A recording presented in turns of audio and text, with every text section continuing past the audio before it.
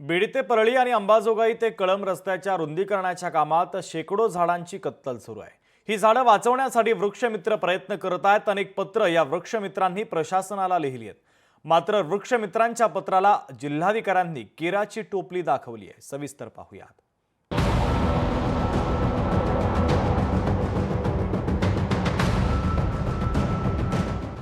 रस्ता रुंदीकरणात शेकडो झाडांची कत्तल होत असलेल्या झाडांचं पुनरोपण।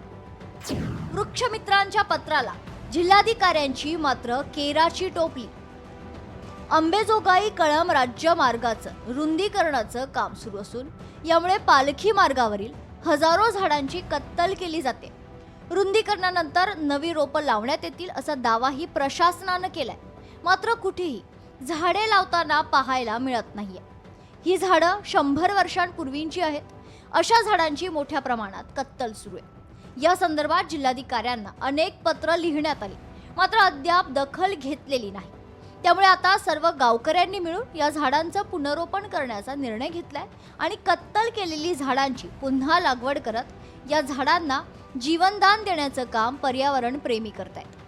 महेश भैयांच्या हॉटेलच्या समोर हे 200 वर्षाचं वडाचं झाड या सर्वांच्या माध्यमातून आम्ही ते जगवलेलं आहे। या कामामध्ये येस कंस्ट्रक्शनचे सर्व टीमनं आम्हाला मदत केली आणि अतिशय 0 बजेटमध्ये ही वृक्ष लागवड झाली। मला सरकारला एकच विनंती करायची आहे की आपण अशा पद्धतीने हे काम करता येतंय, कारण ह्याला केराची टोपली करू नका।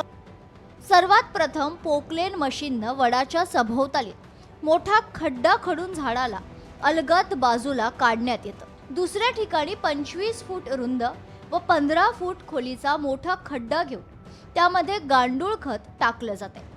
वडाच्या खोडावर एक विशिष्ट लिक्विड लावण्यात येते। त्यानंतर जशास तसं मुळासकट खोड त्या खड्ड्यात रोपण करण्यात येते।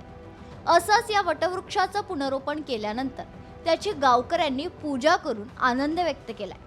दळणवळणाच्या हिशोबाने रस्त्याची आवश्यकता पण आहे, परंतु त्याचबरोबर झाडांची पण आवश्यकता आहे। जी झाडं काही इथं आमच्या गावाशेजारी होती ते आम्ही त्याचं रिप्लांटेशन केलेलं आहे। सर्वांनी मिळून आम्ही इथं हे एक वडाचं झाड रिप्लांटेशन केलेलं आहे। लोखंडी सावरगाव ते कळंब या रस्त्याचं काम सुरू आहे।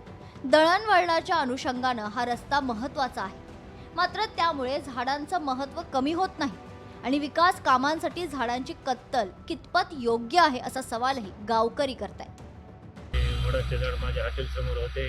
या झाडाने दरवर्षी शेकडो लाखो लोकांना सावली दिली। या झाडामुळेच माझा बिझनेस इथे उभा राहिला।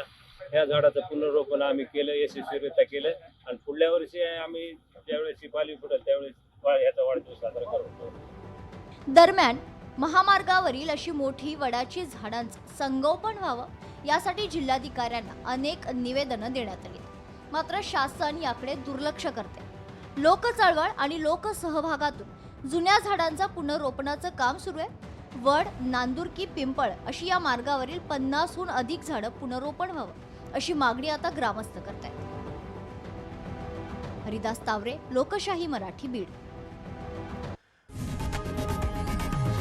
लोकशाही मराठी ऐका, पहा, जागरूक रहा।